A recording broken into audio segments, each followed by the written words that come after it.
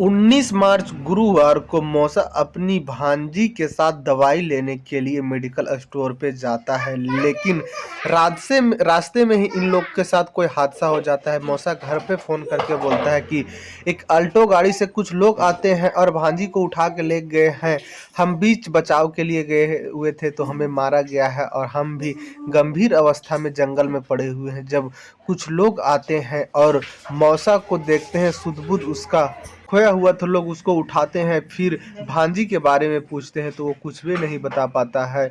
और फिर जब आसपास में देखते हैं तो उसका अंदर गारमेंट और कपड़ा मिलता है। यहाँ से शक गहराना चालू होता है। नदी में भी देखा जाता है, नहीं मिल पाता है। सबको मौसा के ऊपर ही शक हो रहा था, लेकिन मौसा कुछ नहीं बता रहा था और वह यही बात बोल रहा था कि एक 4 व्हीलर से 4 लोग आए थे और भांजी को उठा कर ले गए हैं। पुलिस को खबर किया जाता है, पुलिस आती है और कई टीम मिलकर कई रात और कई दिन तक ढूंढते हैं, तब उसका लाश मिलता है। और जब पूछताछ किया जाता है मौसा से तो मौसा कबूल करता है कि हाँ, यह कत्ल और रेप मेरे द्वारा हुआ है। कहानी को पूरा सुनने के लिए वीडियो पर बने रहे। हाँ तो नमस्कार, आप देख रहे हैं द रियल क्राइम और मैं आपके साथ रंजीत साहू। लखनऊ के घेला पुल के पास एक कॉलोनी होता है, वहाँ एक महिला रहा करती थी और उनका बहन का मौत हो जाता है, इसलिए उनका बच्ची को वह ले आती है और अपने पास ही पालन पोषण कर रही थी। पिता थे लेकिन पिता देखभाल अच्छा से नहीं कर पा रहे थे, इसलिए वह महिला ले आती है अपने पास।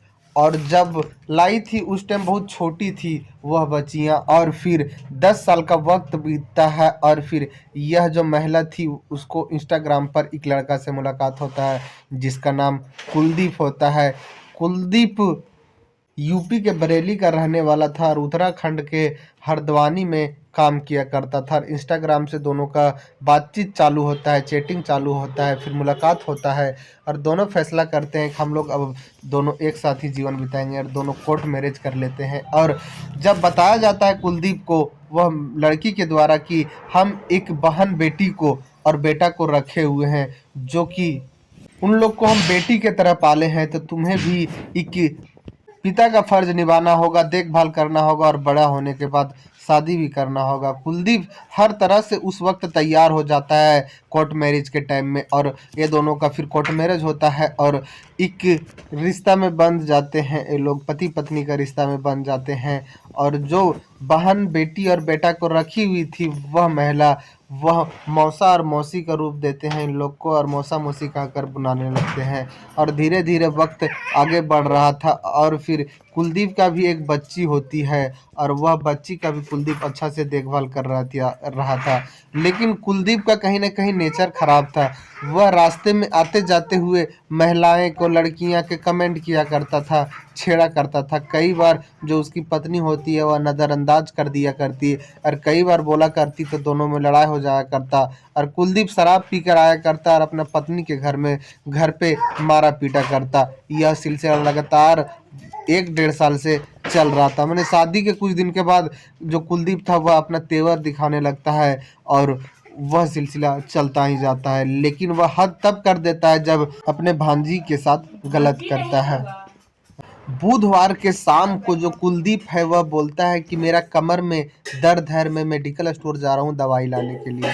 उसकी पत्नी बोलती है कि मैं भी साथ में चलता हूँ, तो कुलदीप बोलता है नहीं, मैं अपने भांजी को ले लेता हूँ और साथ में इसे लेके जाता हूँ, कुछ दुकान में खिला दूंगा।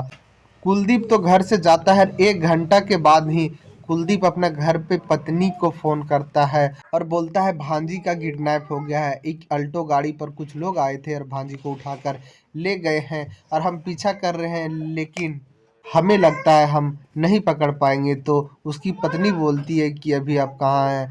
तो जो कुलदीप था वह बताता है गोमती नदी के पास। वहाँ पर पहुँचते हैं लड़की के माँ, पिता और मामा, ये लोग पहुंचते हैं तो देखते हैं कि जो कुलदीप है वह रोड के किनारे गिरा हुआ है बेसुध हालत में। उसे लोग उठाते हैं और भांजी के बारे में पूछते हैं तो वह कुछ भी बताने लायक नहीं था। वह बेहोशी के हालत में था। पास में ही नदी था, नदी में ढूंढा जाता है, पास के जंगल में ढूंढा जाता है और कुछ नहीं पता चल पाता है। लेकिन कुछ दूरी पर उसका कपड़ा और कुछ अंदर गारमेंट मिल जाता है लड़की का। लोग को शक होता है कि इसके साथ कुछ गलत हुआ है। फिर लोग पुलिस को खबर करते हैं, पुलिस आती है, ढूँढती है, शाम हो जाता है लेकिन नहीं मिल पाती है वह लड़की। उसके बाद एसडीआरएफ की टीम को खबर किया जाता है, वो लोग आते हैं और देर रात तक वह लड़की की तलाश करते हैं। तो 9 बजे के आसपास में वह लड़की के लाश एक न्यूड अवस्था में मिलता है, संदिग्ध हालत में। पुलिस उस लाश को बरामद करती है, उसे पोस्टमार्टम के लिए भेज देती है। और पुलिस को यह संदेह था कि इसके साथ रेप हुआ है, उसके बाद इसको मारा गया है। और उसकी जो मौसी थी वह अपने पति कुलदीप के ऊपर ही आरोप लगा देती है कि हमारा पति का ही काम होगा, इसलिए कि वह आते जाते लड़कियों को छेड़ा करता था, हमारे साथ मारपीट करता था और उसका बहुत गंदा निगाहें और नज़र रहता था हमेशा, कोई भी महिला, कोई लड़की यहाँ पर। उसके बाद पुलिस जब कुलदीप को उठाने जाती है तब कुलदीप जो था वह अपने आप को बचाने के लिए भागने लगता है। पुलिस उसे पकड़ती है और जब पुलिस स्टेशन लाती है, उसे जब सख्ती से पूछती है तो कुलदीप बताता है कि हाँ, यह मेरे तरफ से हुआ है।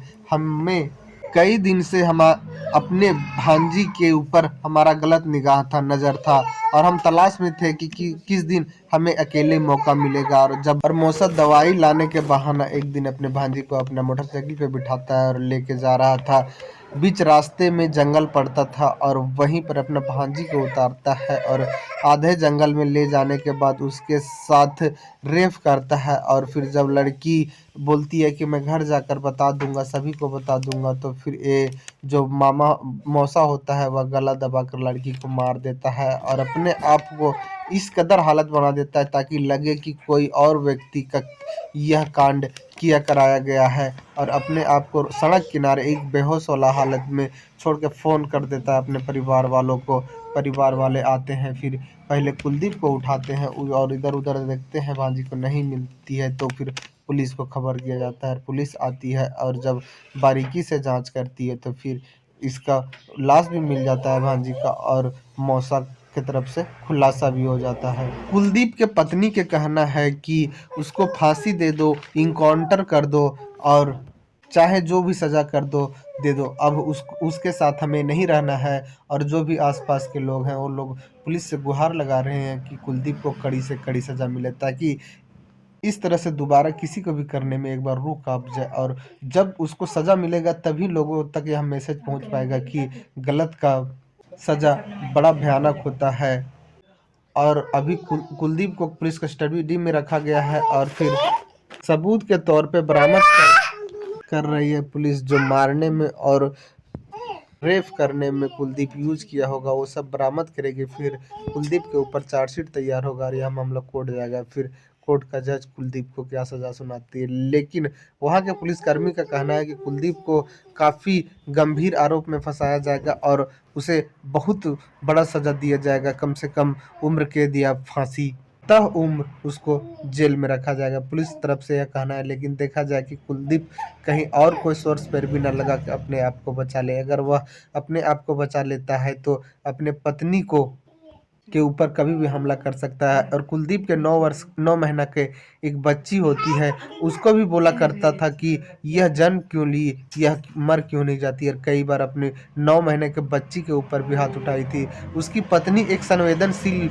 महिला थी, जिस वजह से वह अपने आप का इज्जत और अपने पति का इज्जत को बचाए रखी, नहीं तो दूसरा महिला रहती तो कभी कुलदीप को छोड़ दी रहती। लेकिन क्या पता महिला के साथ क्या मजबूरी रहा होगा और कुलदीप को इतना बड़ा कांड करना पड़ गया। और कुलदीप ऐसे अब बहुत बड़ा सज़ा का हकदार है। अब क्या सज़ा दिया जाता है। इस कहानी में इतना ही। जय हिंद, जय भारत।